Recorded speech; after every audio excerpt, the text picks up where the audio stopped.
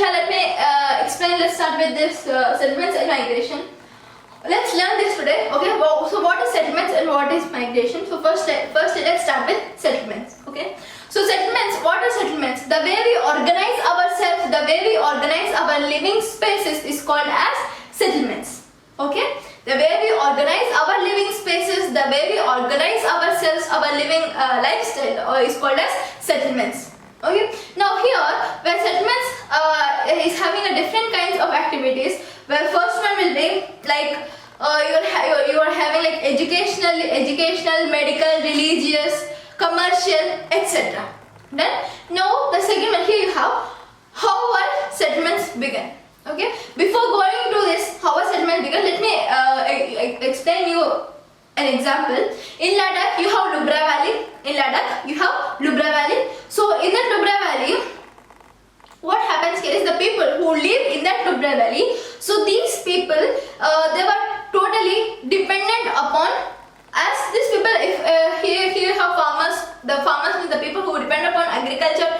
So you have glaciers in it. When these glaciers, when these glaciers gradually melt and this ice converts into water, as we know, if this glaciers melts and converts into the water, so by this water, these people who live in the Nubra Valley, they only dependent upon the water which is melted from this glacier. Okay, so by this water they start to make some agriculture practices in this place, in this Nubra Valley. So this is how the farmers who are there, they make their agriculture in this place. But what happens here is, so here this is why the population in this Nubra Valley, in this Ladakh, the population is very less. Now coming back to here, how our settlements began. Okay, how our settlements began. About 1.8 lakh years ago. About 1.8 lakhs years ago, you have early humans or early men. Okay, you have early humans. So these early humans or early men who are there, they lived in bands. They lived in groups. Okay, so they started living in bands. Now what happens here is this early men, they started few deliberate methods on production of agriculture. Okay, so they started the production of they started a few deliberate methods on production of agriculture. So they started few agricultural processes. So as they made they started to make agriculture over there. So they started to live on the banks of the rivers. Okay, so by this living on the banks of the rivers, where the soil there is very fertile, very good, very firm, where they can catch the plant very firmly. So this is how the people who are there, they started to crop the plants by the food which comes from the plants. So they started to eat it. So as here, these early humans who are there, they converted. Firstly they started a nomadic life. Nomadic life means it's a type of life where these people they migrate from one place to another, or they travel from one place to another in search of food. So the process in migrating from one place to another in search of food is called as nomadic life. So as they change the nomadic life into sedentary life. Sedentary life means it's a type of life where they started a settlement at that place. So this is how the settlement began. But here let's learn about Delhi. So here how our settlements change. Okay, let's start about how our settlements change. You have Delhi. Let's learn about it. Where Delhi is a capital city of our India, right? Yes. So Delhi is a capital city of our India. So here in Delhi in 1951 the population in Delhi is 60 lakhs, but now the population in Delhi is 1 crore 60 lakhs. Okay, 1 crore 60 lakhs. The population in Delhi at present is 1 crore 60 lakhs, but once the population is 60 lakhs.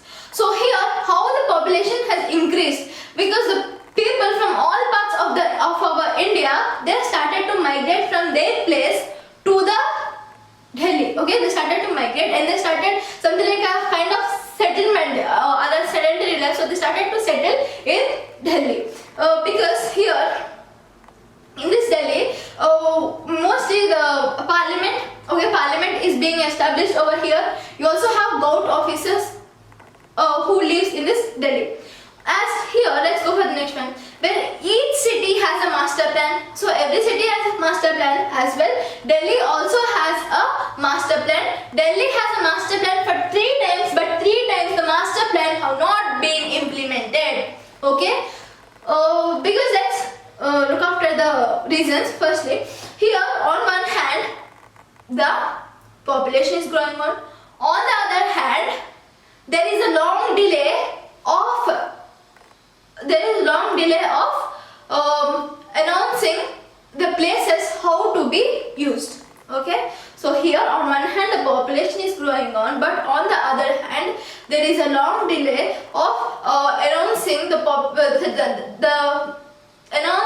population, announcing the people how the places to be used, because the people who are there, you have a very good one. If the people who are there, they started as they migrate from one place to another, right? They migrate from their place, means their native place, to the Delhi. So if they travel to one place to another, they will not find a particular area to settle in. So here what they do is they find for a empty place. If I find an empty place over there, then I would do what? I would build a few tent houses, a very simple houses, or I might build my shelter over there, and I start living over there. So this is how I make. So here what I am doing is I am occupying the place, right? So as me or where the other people, so this is the same process going on, where the people who are there, they also try to occupy the place. So the people who are there, they started occupying the place.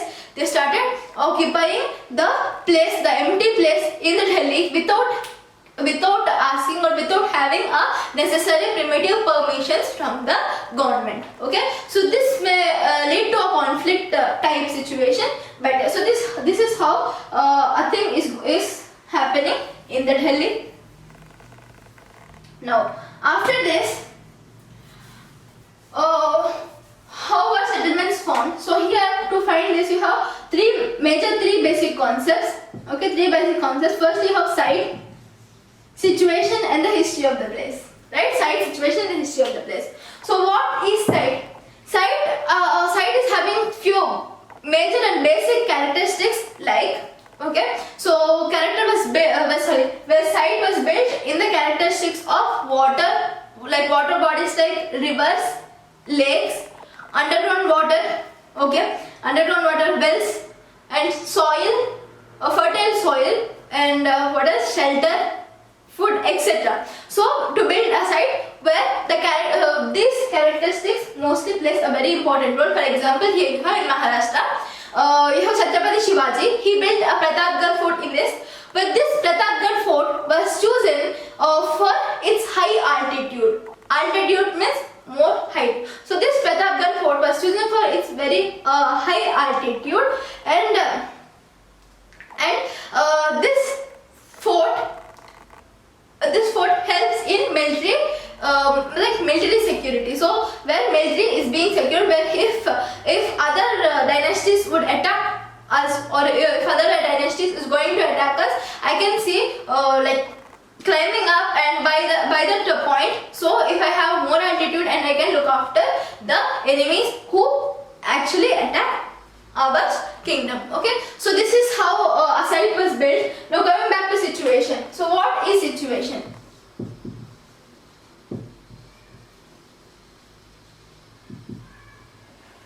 Situation means places do not exist in isolation.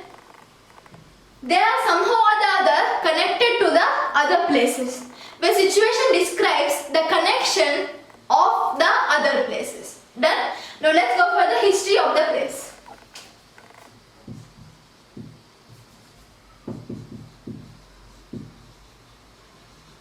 History of a place. Okay. So coming back here, you have Visakhapatnam. History of a place, Visakhapatnam. Okay. So come back to Visakhapatnam. Let's learn about it. Here in Visakhapatnam, it's a very good and it's a very popular place. among the world, because here in Visakhapatnam where exports and imports were happening, where Visakhapatnam it is located on the coast area. So this Visakhapatnam at this place where the exports and imports to the other countries were done over here, where this place, this Visakhapatnam place is ruled by different dynasties. During Peri-colonial times, in 19th century, British and French, they fought, they had a naval battle on this Visakhapatnam. At last, British got it, where our India is a colonial country under British rule, right? So this is how, where British occupied Visakhapatnam as well as Mumbai, Chennai, and they used all the natural resources from these states. Okay, so they traveled, they took all the natural resources from these states, and then in that Britain country developed. So they started doing like this. So where Visakhapatnam is most important, where in this place you have the exports and imports to the other countries being happened. Where exports and imports to the other countries were done. Now going back to this one, Indian settlements in hierarchy. Okay, Indian settlements in hierarchy. Now coming back to here. Okay, let me explain you. So where the cities with the cities above 1 crore population, the cities above 1 crore population, okay, like more, okay. So the cities above 1 crore population are called as mega cities, guys. Mega cities. Remember it. The cities above 1 crore population is called a mega cities. For examples, you have is Delhi, Mumbai, Kolkata. Okay, the cities above 1 crore population is called as mega cities. It's not mega star Chiranjeevi cities, but it's mega cities. Okay, so you can remember like this. So here you have, okay, I would like to tell you guys that here you have Delhi, Mumbai, Kolkata. Just take the main, like the first, like you have first letter from each state, like D, M, K. Okay. Are you getting it? Do you remember any party according to DMK? Yeah, DMK, it's David Munnetra Kachagam, it's in Tamil Nadu. At present, MK Stalin, he is the president of it. But here you have DMK, David Munnetra Kachagam. You can remember like this. If you won't like it, okay, you can find the next other way. Okay, but you know, just try to have memory techniques. Like just try to remember with techniques. With techniques you can remember more. Okay. Now next one, here you have what? The cities with above 1 crore population is called as mega cities. For example, you have Delhi, Mumbai, Kolkata. And next, the cities having population between 1 crore to 10 lakh population. 1 crore to 10 lakh population are called as metropolitan cities or million plus cities. Metropolitan cities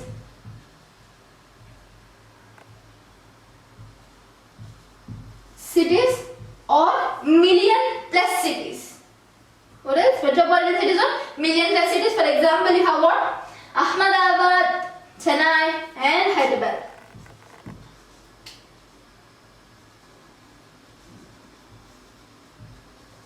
Chennai, Hyderabad. Done? Now let's go for the other one. Clear? No. After this, the cities having 10 lakh to 1 lakh population, guys. 10 lakh to 1 lakh population is called as cities or first class cities. Let me write down like first class cities, okay? First class cities.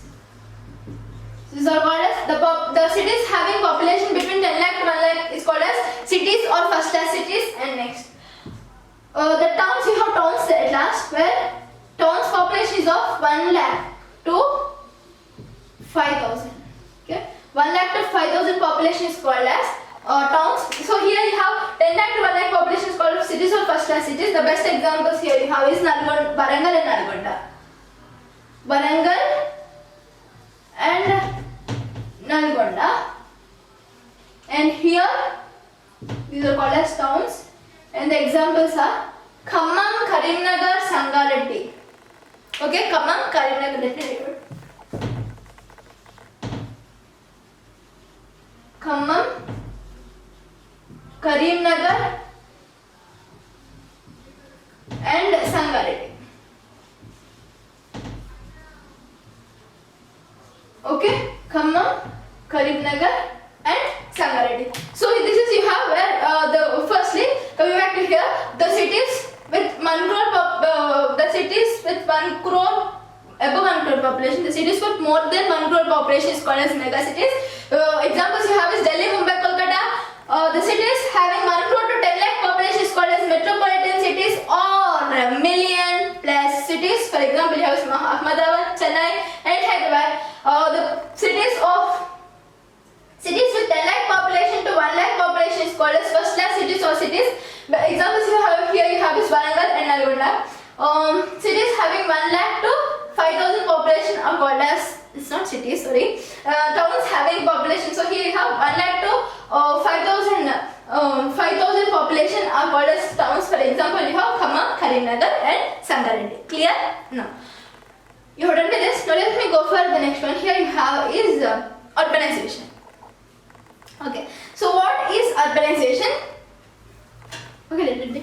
So what is urbanization? The people who often leave agriculture, means the people who follow the non-agricultural path, and then the people who follow the non-agricultural path or who take the non-agricultural path, and they often live in cities and towns. So that type of settlements is called as, that type of living or that type of settlements is called as urbanization. Okay, so urbanization. So what is urbanization? So in India, mostly the people who are there, the villagers or the people from villages. So the village people or villages, they are living in the cities. So mostly totally in our India, 350 million people are living in urban areas. Like 1/3 of the population is living in urban areas. Then let me go with here. Okay.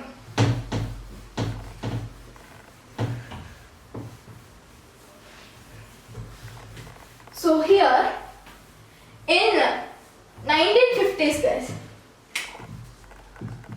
in 1950 in our India you have 5.6 villages, 5.6 lakh villages, not 5.6 villages. You have 5.6 lakh villages, but according to 2011 census, the villages has increased to, according to 2011 census, the villages has increased to 6.4 lakh villages. Okay, where in 1950s you have 5.6 villages, but in 5.6 lakh villages, but in 2011 census, according to 2011 census, the villages has increased to 6.4 lakh villages. So as here you can select the population is increasing. Now here, okay, once upon a time, let me say like this. But once upon a time, like few years back, the cities with 1 lakh population is of 40 cities we have, but now more than 10 million population, you have 50 cities. Okay, so this is how the settlements and the settlements in urbanization, the people who are there, they started to settle in urbanization with large amount of population is growing on. On one hand, the population is growing. So on one hand, the population is growing, but on the other hand, the resources which are there, they are getting extinguished, where the resources are going on, so where you have a less amount of sources or resources are being found. So the people who are there, the electricity and you're having a very lacking of electricity, water, food resources, and etc. So this is how it's happening in India, where SC/ST caste, okay, SC/ST caste people compared to other castes in 2001 to 2011, compared to other castes, SC/ST caste people, they were suffering from poverty compared to the other castes. Now here we are done with urbanization.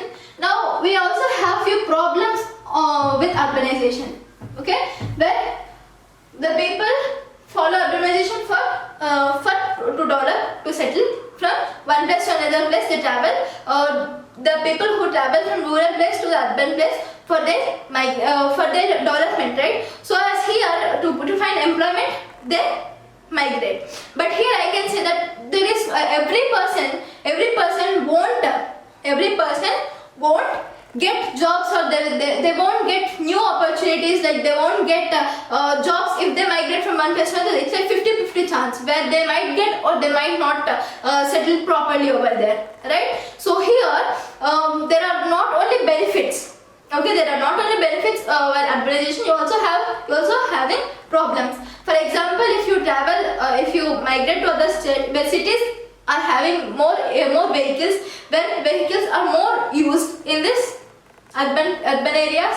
So by using more vehicles, you have more pollution, which increases, right? So more vehicles, you have more pollution. By that more pollution, you might get breathing problems, right? So this might be one of the reasons, like one of the problems that we might face in urban areas. And the second one will be improper disposal of sewage waste. So with improper disposal of waste, okay, without disposal of dust, so this might also harm our bodies or harm our lung diseases. We might got lung diseases, skin rashes, and etc. Okay, so this is what they often the people in urban areas they might also face with. Now coming back to erythropoiesis. So what is erythropoiesis? Where new kind of settlements was being brought in the world, including India. Okay, so here this new kind of settlement is called as erythropoiesis. Means what is this settlement is the people who live around the big large airports is called as erythropoiesis. Okay, so the people who are there, they live around the airports. Okay, where here they find we find more of what we find. We find more food. We find more food, cinema theaters. We find business conferences and etc. We'll be getting like more resources or more like hi-fi lifestyle we will be having at these places. Where business conferences also done by the great dignitaries who comes over here. So they make few business conferences in the planes, in their aircrafts, or in the places, and they again fly for the other work. So without having any traffic problem over there, so they do like this. So firstly, here you have international airports. Let's learn about international airport. Coming back to it, you have Kempegowda International Airport, which is in Bengaluru. You also have Indira Gandhi International Airport is in Delhi. Rajiv Gandhi International Airport is in Hyderabad. Now, you also have Suvarnabhumi International Airport is in Bangkok, Thailand. Dubai International Airport is in Dubai. Cairo International Airport is in Egypt, Cairo. And you also have, after this Cairo, okay, you also have this London Heathrow Airport is in London, UK. Then migration. Now we have done with settlements, right? Now let's start with the migration. So what is migration? The people who often move from one place to another in search of better opportunities is called as migration. So the people who are there, they migrate from one place to another in search of better opportunities. Opportunities like employment, to have employment, to get more income, to have a good employment.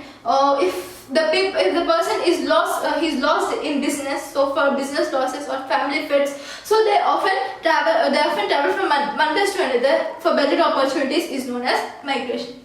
In India, according to 2011, 307 people have been migrated from their original place to the other place. So this is called as migration. So after this, we have done with this migration.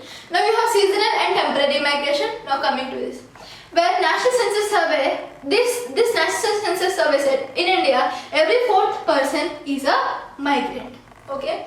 Now where 2001 to 2011 you have migrations, but not as much as in 1980s. Well, 1980s, 1960s, 1950s, so that time in 19th century you have more migrations which were happened. So migrations is of migrations is done within the countries and among the countries. So this is something like seasonal and temporary migration. Coming back to it, you have rural to rural migration and rural to urban migration. So now let's learn about rural to rural migration. So what is rural to rural migration? For example, in Maharashtra,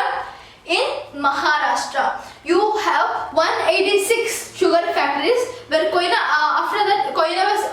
dam was also built, also constructed over here. But in Maharashtra, you have 186 sugar factories where the people who are there, the laborers or the labor people who are there, the laborers or workers who are there, they live in central Maharashtra.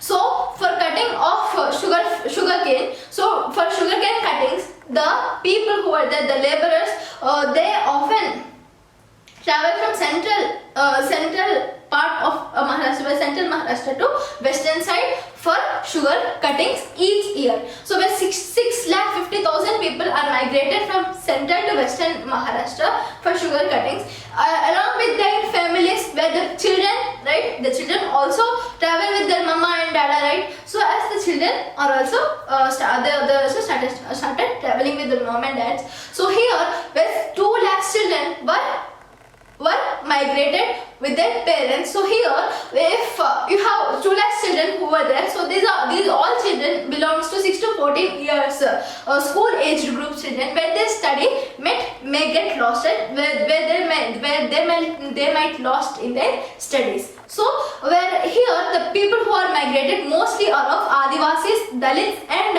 other household employees or household workers. You have household women who involved in this cutting sugarcane.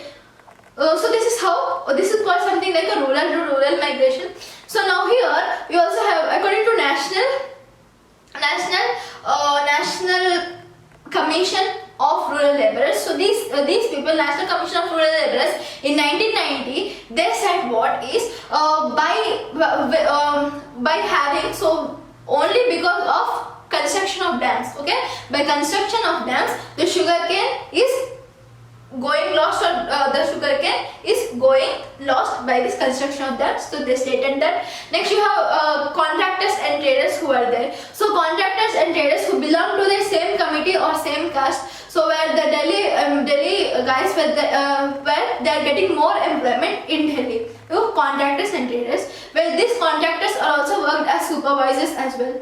Where coffee plantations in Karnataka and agriculture in Maharashtra, you have employment in these places, where coffee plantations in Karnataka and agriculture in Punjab. So these jobs or these employments, few small employments are mostly given to migrant laborers. Okay. Now here we have studied about rural to rural migration. Now let's learn about rural to urban migration. So here what happens here is rural to urban migration means a very rural state to urban migration. Rural to urban migration. Now coming back to it, well, rural migration to the urban migration means mostly here I have just said in this video where we have discussed in settlements, right? Where here if I travel from one place to another, rural to urban, I don't know whether I might get job or not. Okay, I might get in a very good organized job or not. It's a 50-50%. It may or may not be. Okay.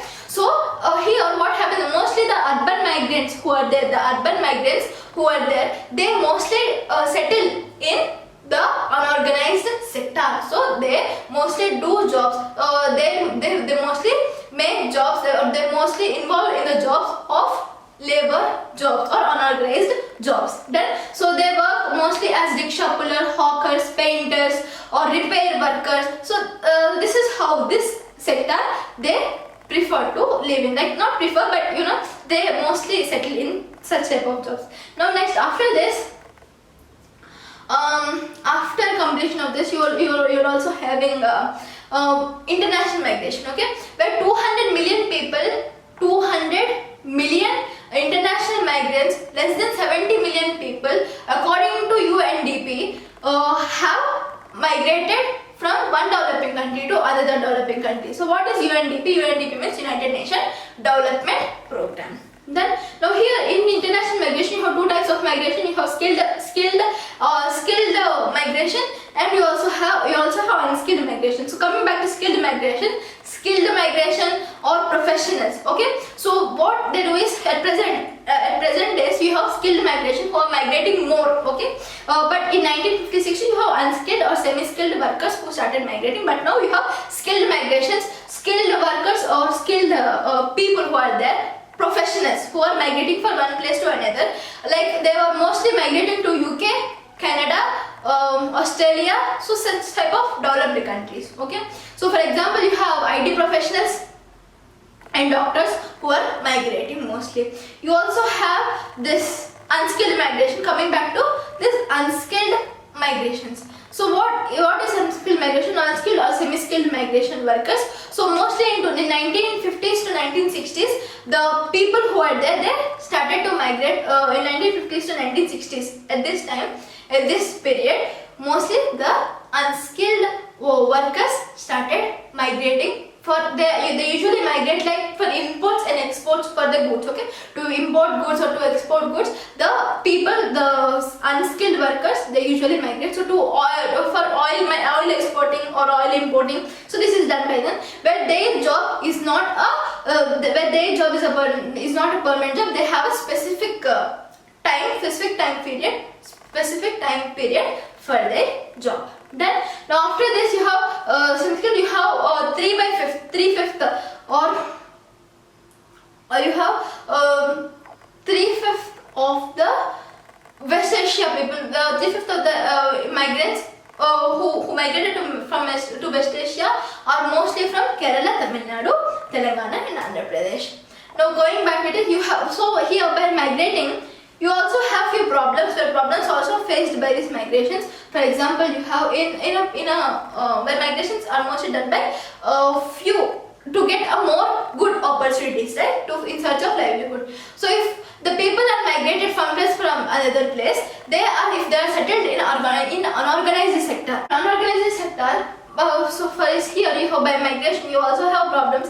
The people who often migrate from one place to another, they migrate in search of good opportunities, right? They migrate mostly in search of very good opportunities. To have or to procure good opportunities, they migrate. Like if they have family feds for business losses, they usually migrate, as we have talked about it.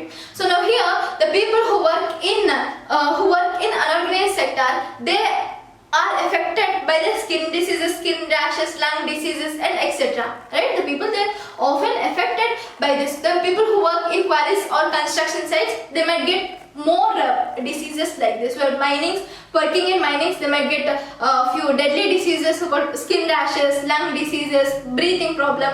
If the people who live in cities, they might get breathing problems, because you have more pollution over here. Okay, we don't have any fresh air in the cities, so more polluted air you have. So this is how they might face this. These are also this also many problems. And you also have coming back to family problems, where if here you have a female in a family, if the male goes for work, the female who is the lady, the woman, she should look after her family. She should look after her elders, okay, elder people who are there. She should look after the elder one,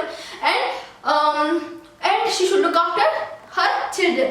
Okay, if in a family where both mama and dada, okay, mother and father, if they both are working employees, then this shows effect on the elder sister. Okay, elder sister who is there, she might feel a problematic situation where she should look after her younger brother or younger sister. Okay, so by this her education she might suffer with her education, but she won't study much as compared. So if only a female or a woman looks after the family, she should store some money, the money that sent by his husband. So she should store some money for her family and for money in the bank, and she will be buying few lands with it. So this is how a female often looks after her family. So these are the few problems that a family is being faced by this migration. Now after this, we have Immigration Act. Well, Immigration Act 1983, Indian law governing migration and employment of Indians. So here this Immigration Act looks after the Indians. Means it looks after the Indian workers in the foreign country. How is the treatment of Indian workers in the foreign countries? Okay, means are they treated well? Is their treatment is good? Okay, or are they treated are they harassed? So in few countries you also having these problems like these kids who are there. Okay, these workers who are there, they are harassed by not paying salaries at particular time, or giving a less amount of salaries, making them to work more, or they might seize the passport and they will make the workers to work more hours and giving a less salary, or they might threaten them to lose their